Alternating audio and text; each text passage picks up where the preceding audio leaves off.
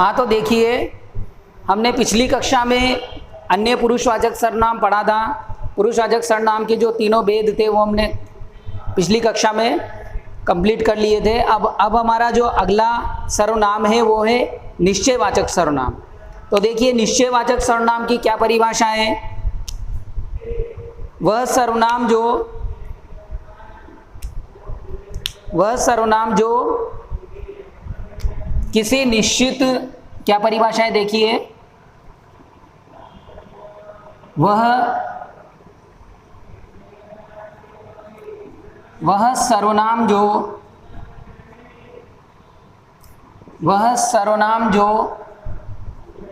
किसी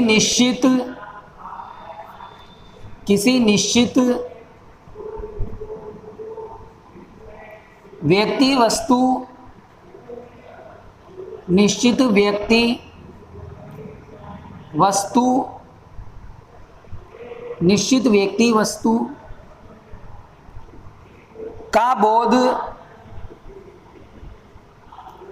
का बोध कराता है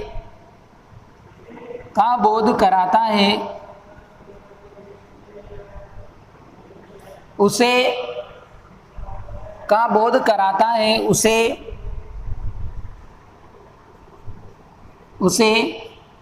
निश्चयवाचक सर्वनाम कहते हैं। निश्चयवाचक सर्वनाम कहते हैं। एक बार फिर देखिए परिभाषा क्या होती है निश्चयवाचक सर्वनाम की। वह सर्वनाम जो किसी निश्चित व्यक्ति वस्तु का बोध कराता है उसे निश्चयवाचक सर्वनाम कहते हैं। अब देखिए निश्चयवाचक और अन्य पुरुष में क्या अंतर है। पहले तो ऐसा करते हैं, हम इसके जो शब्द हैं वो लिख लेते हैं। इसमें कौन कौन से सार्वनामिक शब्द आते हैं, सर्वनाम वाले शब्द आते हैं। तो यह वह एक वचन के रूप में प्रयुक्त होते हैं और ये बहुवचन के रूप में प्रयुक्त होते हैं। यह वह ये वे निश्चयवाचक सर्वनाम में इनका प्रयोग किया जाता है। अब ये शब्द हमने अन्य पुरुष में भी लिखे थे। अब देखिए अन्य पुरुष और निश्चयवाचक सर्वनाम में क्या अंतर है। तो देखिए वह पढ़ता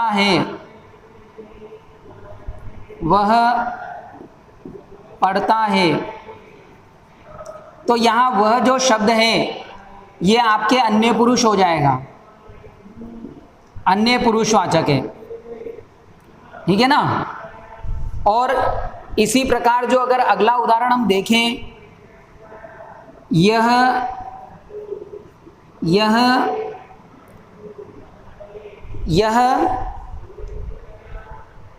यह मेरी पुस्तक है, यह मेरी पुस्तक है,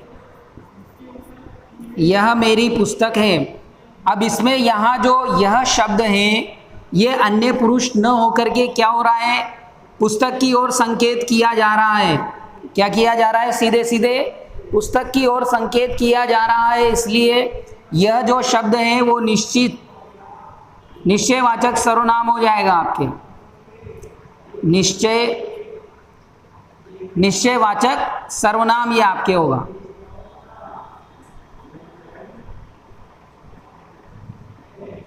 निश्चयवाचक सर्वनाम हो जाएगा ये। इसी के बाद दूसरा उदाहरण है, देखिए दूसरा उदाहरण है निश्चयवाचक सर्वनाम का। वह पुराना मकान है, वह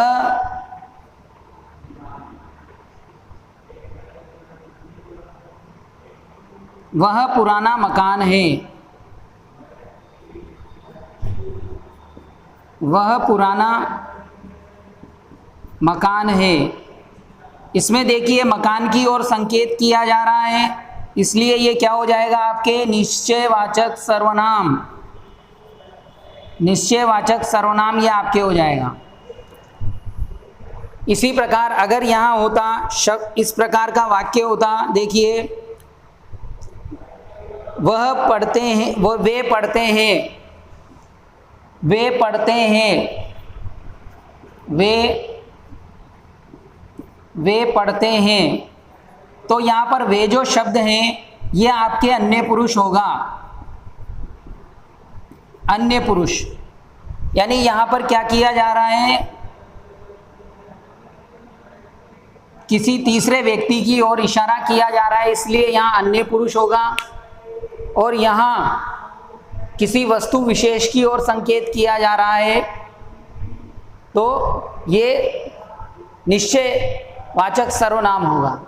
ये किसी तीसरे व्यक्ति के विषय में कहा जा रहा है, इस वजह से अन्य पुरुष होगा। अन्य पुरुष कहाँ होता है, देखिए जहाँ पर किसी तीसरे व्यक्ति विशेष के विषय में कहा जाता है वहाँ अन्य पुरुष होता है, और जहाँ किसी वस्तु विशेष की ओर संकेत किया जाता है वहाँ निश्चयवाचक सर्वनाम होता है। यहाँ तक आई बात समझ में। इसके बाद देखिए दूसरा जो सर्वनाम है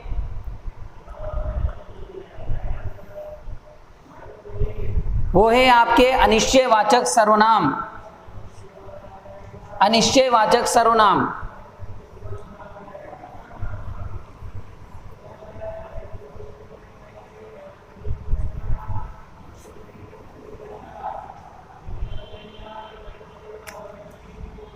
ग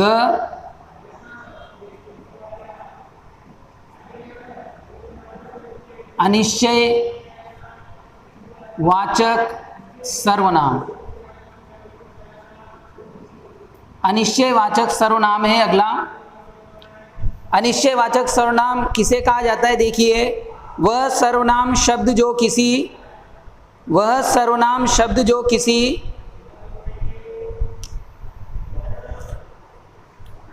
वह सर्वनाम शब्द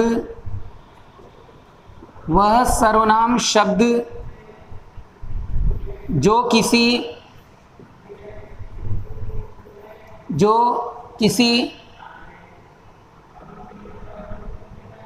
व्यक्ति या वस्तु की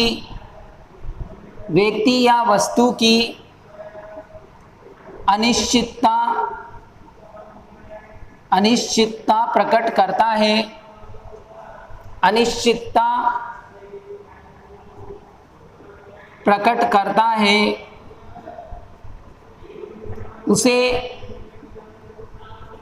उसे अनिश्चयवाचक सर्वनाम कहते हैं।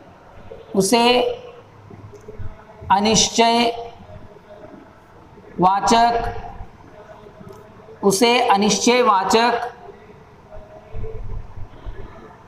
सर्वनाम कहते हैं। अनिश्चयवाचक सर्वनाम कहते हैं। जैसे इसमें देखिए कौन कौन से शब्द आते हैं, तो कोई कुछ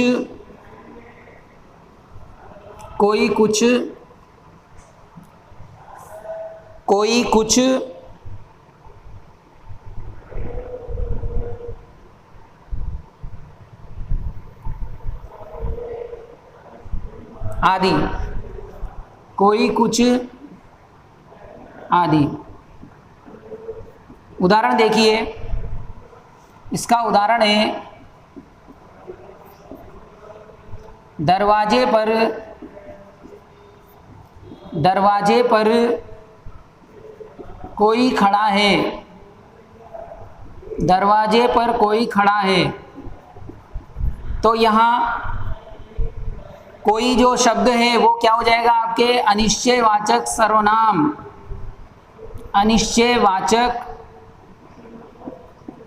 अनिश्चयवाचक सर्वनाम हो जाएगा ये आपके। इसी प्रकार दूसरा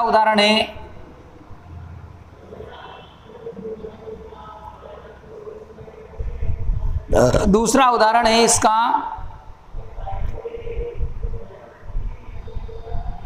कब तक चुप रहोगे, कब तक चुप रहोगे।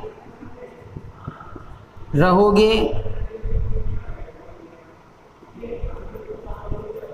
अब तो कुछ बोलो, अब तो कुछ बोलो। तो यहाँ जो बोलो कुछ शब्द है, तो इस कुछ शब्द में क्या हो जाएगा आपके अनिश्चित अनिश्चयवाचक सर्वनाम, अनिश्चयवाचक सर्वनाम।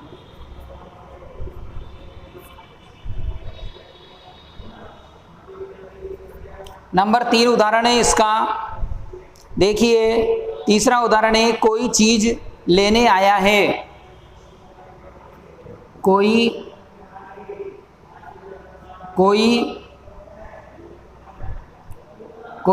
पुस्तक लेने आया है। पुस्तक लेने आया है। तो यहां पर कोई शब्द क्या है, अनिश्चयवाचक सर्वनाम। यह आपके अनिश्चयवाचक सर्वनाम हो गए। यहां तक आई बात समझ में। अगला जो हमारा सर्वनाम है अनिश्चयवाचक के बाद संबंधवाचक सर्वनाम। संबंधवाचक सर्वनाम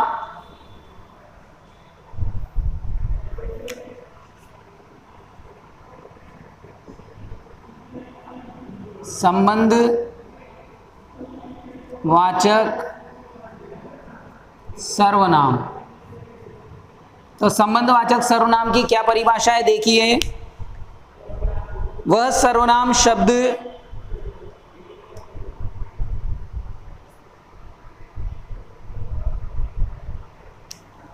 वह सर्वनाम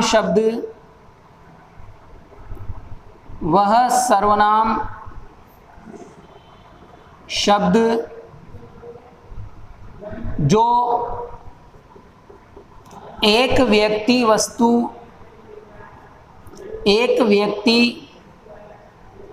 कोमा वस्तु का संबंध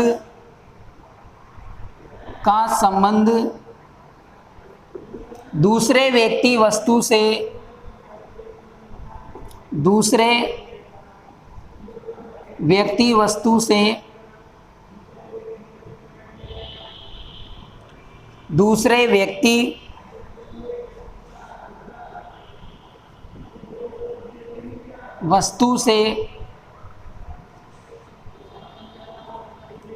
प्रकट करता है उसे संबंधवाचक सर्वनाम कहते हैं। उसे संबंधवाचक सर्वनाम कहते हैं। उसे संबंधवाचक सर्वनाम कहते हैं।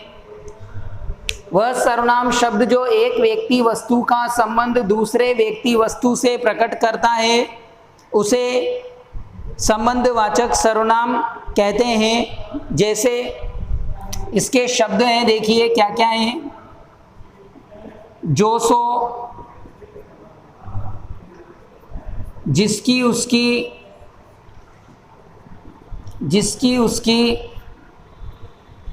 ज्यों ही त्यों ही, जब तब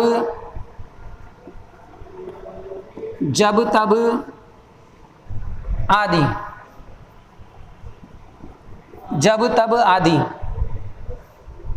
अब इसका उदाहरण है, देखिए उदाहरण है,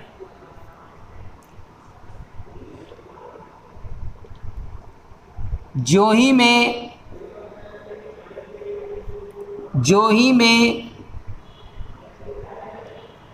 घर पहुंचा,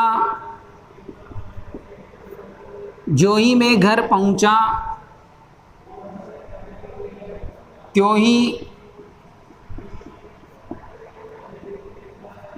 बरसात होने लगी।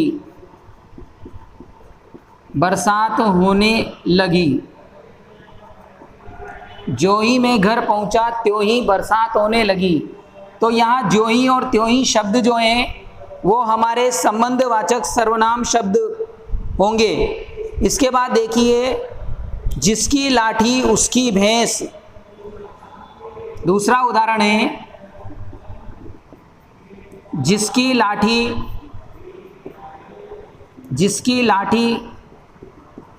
उसकी भैंस।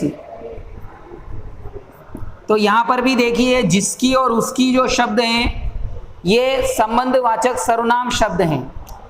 तीसरा उदाहरण है, जो करेगा वह भरेगा। या इस उदाहरण को इस प्रकार भी हम लिख सकते हैं, जो जैसा करेगा वह वैसा भरेगा। जो जैसा करेगा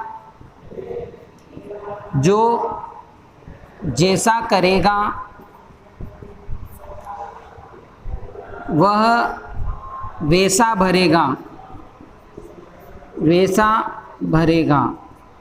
तो यहाँ पर देखिए, जो और वह ये दोनों भी आपके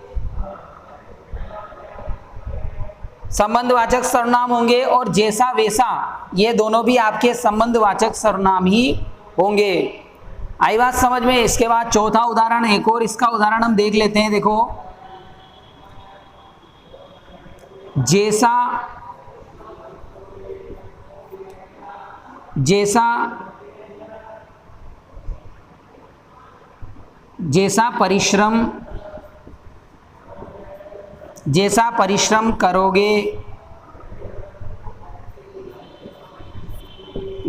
परिश्रम करोगे वैसा फल मिलेगा।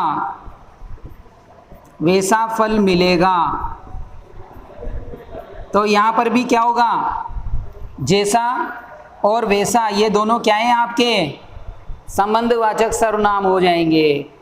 आई बात समझ में। तो यहाँ आपके संबंधवाचक सर्वनाम शब्द ये हैं जो मैंने आप गोले में, जिन शब्दों पर मैंने गोला लगाया वो सब आपके संबंधवाचक सर्वनाम होंगे। इसके बाद हमारा अगला सर्वनाम है प्रश्नवाचक सर्वनाम। अगला सर्वनाम क्या है हमारा, प्रश्नवाचक सर्वनाम है।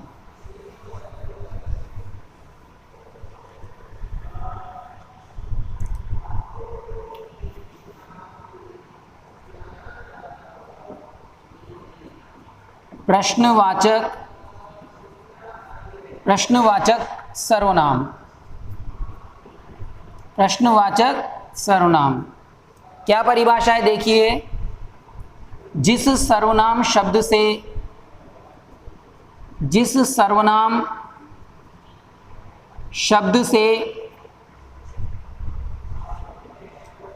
वक्ता व श्रोता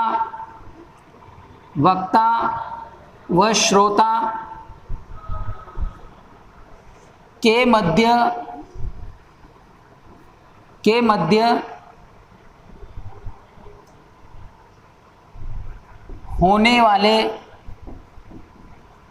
होने वाले प्रश्नों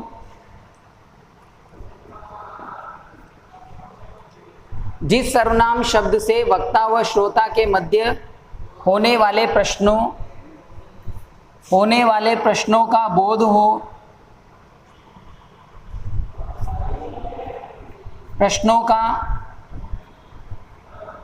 हो,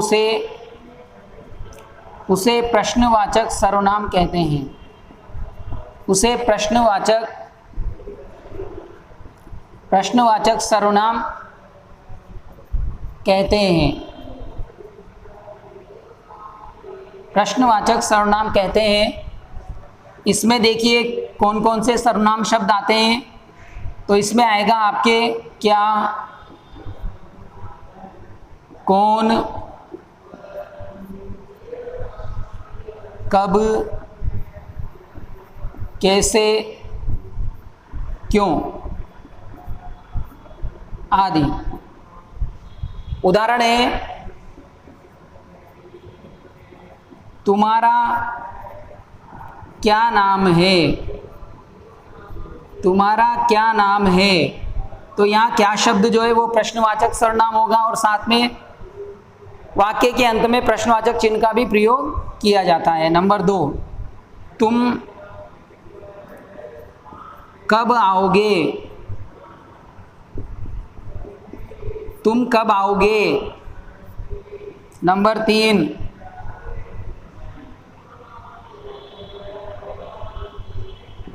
आपका स्वास्थ्य कैसा है? आपका स्वास्थ्य कैसा है? कैसा और बाद में प्रश्नवाचक चिन्ह आ रहा है। नंबर 4,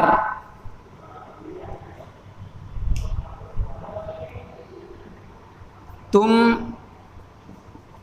कल क्यों नहीं आए? क्यों नहीं आए? तो क्यों प्रश्नवाचक।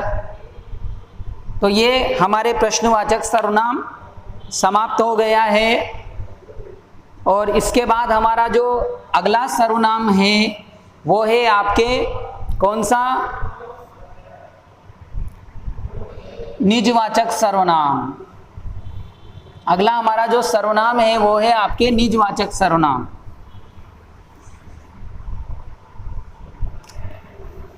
अगला सर्वनाम है निजवाचक सर्वनाम।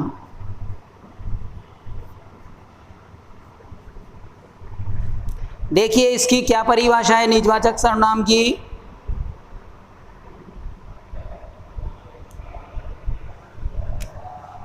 जहां आप अपने आप खुद स्वयं आदि शब्दों का प्रयोग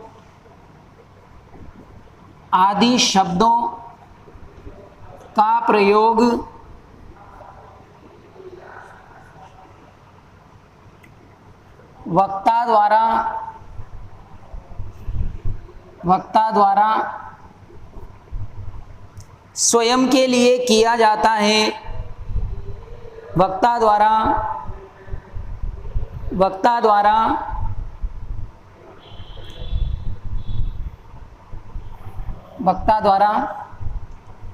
स्वयं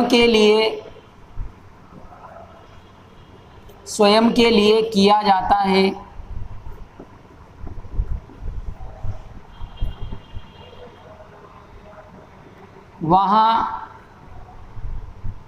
वहाँ निजवाचक सर्वनाम होता है।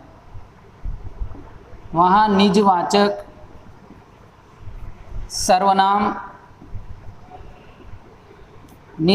सर्वनाम होता है।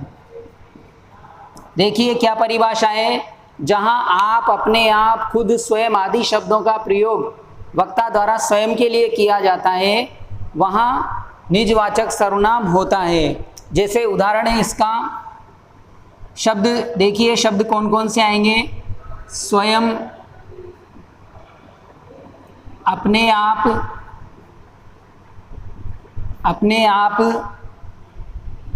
स्वयं तो हो ही गया। आप, यहाँ आपका अर्थ खुद से है। आई बात समझ में? तो स्वयं, अपने आप आदि। इसका उदाहरण है, देखिए उदाहरण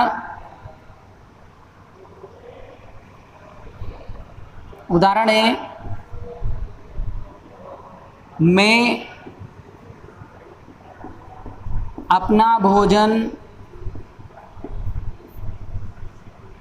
स्वयं बना लूँगा।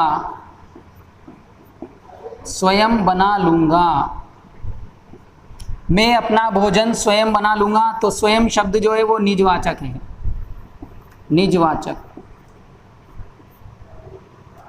इसी प्रकार दूसरा उदाहरण है,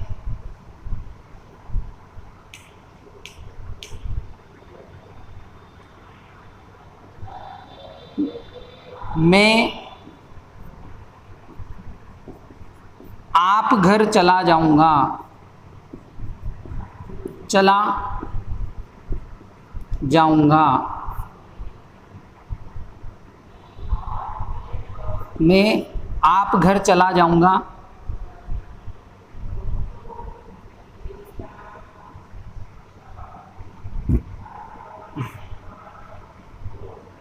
मैं आप घर चला जाऊंगा। अब यहाँ देखिए, आप शब्द का अर्थ है यहाँ खुद, और खुद जहाँ शब्द आ जाए वहाँ कौन सा होगा? निजवाचक सर्वनाम, निजवाचक सर्वनाम। इसी प्रकार उदाहरण नंबर 3 है,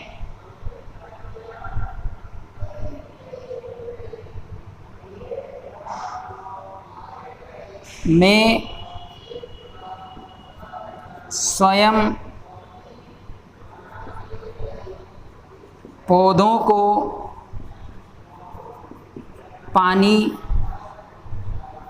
दे दूंगा। तो यहाँ स्वयं शब्द जो है वो क्या है? निजवाचक सर्वनाम, निजवाचक सर्वनाम। तो यहाँ तक आई बात समझ में? ये सब निजवाचक सर्वनाम है।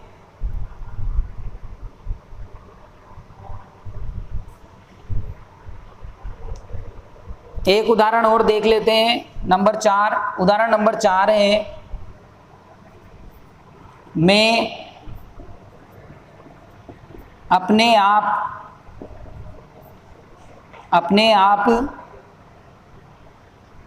बाजार चला जाऊंगा, बाजार चला जाऊंगा। तो यहाँ अपने आप क्या है? निजवाचक सर्वनाम है, निजवाचक सर्वनाम।